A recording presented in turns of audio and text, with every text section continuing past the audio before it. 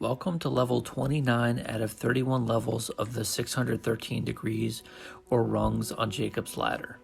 It is appropriate to do no unrighteousness in judgment, in weight or in measure, but to have just balances and weights. Before studying, reading, learning, or praying, it is important to calibrate one's scales and judge and estimate how much concentration, focusing, attention, alertness, energy one has.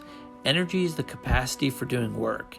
It is important before reading to briefly read something and see if one is understanding and retaining the text, or is it just going through one ear out the other. If one is tired or fatigued from reading, it is important to gauge one's energy levels to determine whether they should take a day off from reading to restore their energy. One can call this a day of rest if fatigued. In order to avoid over-reading or over-studying, one needs to take time off if fatigued to avoid mental stress and illness. It is also important to not do unrighteousness in judgment and mercy. It is as if we are constantly calibrating our scale of justice, using our soul to determine right from wrong. One does not want to be too judgmental on themselves or others, but also not too merciful on themselves and others. It is a delicate balance, and it is very important to constantly calibrate our scale and make sure it weighs out each option accurately. It is important to not take a bribe and sacrifice truth for a trade-off or reward like money, sex, or power to let the truth remain concealed. It is also important not to respect the poor. Poor is a metaphor for depression. It is not okay to respect depression or tolerate it. One should try their best to try to rise out of a depression, whether it be to surround oneself with positive people or receive psychiatric medication that could help a person rise above their problems and be a creator of positivity instead of respecting and leaving the depression alone and permanent. One should try their best to rid the depression any safe way possible. A person should not be afraid of the face of any man.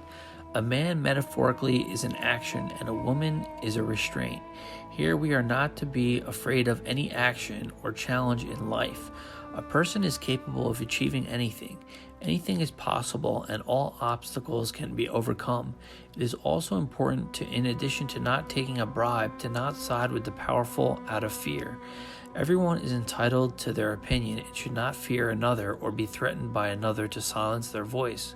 It is also important to not utter a false report, which is to try one's best to tell the truth and be truthful to themselves. It is also appropriate not to follow an evil multitude. An evil multitude is metaphorical for a temptation that is so large that it tries to overpower one and sway one's view on justice. It is a horrible crime to murder someone. Murdering another is a metaphor for assaulting a person's character and extinguishing a person's soul. One can murder another by insulting someone and defiling them so badly that it causes blood to rush to their face and causes total embarrassment. So one can murder a person's body but also murder a person's soul too. Both are egregious crimes. It is also important not to slay or kill innocence and righteousness.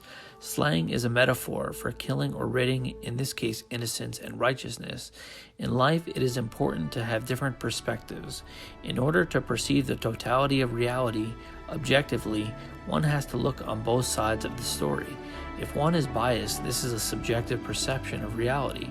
In order to be unbiased, one has to look at a situation from many angles, viewpoints, and perspectives.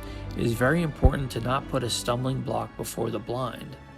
What this means is to practice recognition in one's life and learn to see, avoiding falls or trips by self or by others. It is important to identify triggers in one's life and others' lives to prevent the trigger from causing negative reactions towards self and others. This makes the blind see. It is a good practice to not be dishonorable but honorable. It is good to respect oneself and respect others. It is also good to not be a talebearer. A talebearer is someone who gossips, both praising others and degrading others in conversation and in thought.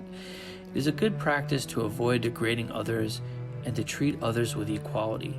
It is also appropriate to not take vengeance or take revenge on another if a wrong is done to one. Justice is not about vengeance, but is more about forgiveness, which is also appropriate, not bearing a grudge against another. It is important to not kill the dreamer, but to kill toxic dreams. Sometimes dreams can be negative or unrealistic. If an unrealistic dream is noticed, one should rid the dream and dream up another goal or task to achieve. It is very important to never kill the dreamer within us, because positive dreams make the world a wonderful place. It is also appropriate not to revile God. When we abuse others verbally in speech and in thought, this is called reviling God. In addition to not putting a stumbling block before the blind and practicing recognition, it is also appropriate to not curse the deaf. Not cursing the deaf is called practicing communication. In a conversation with two people, both people speak and listen. A person who doesn't know how to listen can be called deaf, and a person who doesn't know how to speak can be called mute. Practicing communication helps the deaf hear again and the mute talk again. When we practice and increase our communication and awareness of the conversation, we break cursing or doing harm to others unconsciously, and we make the curse into a conscious blessing, having positive conversations with ideal interactions, avoiding harsh interactions.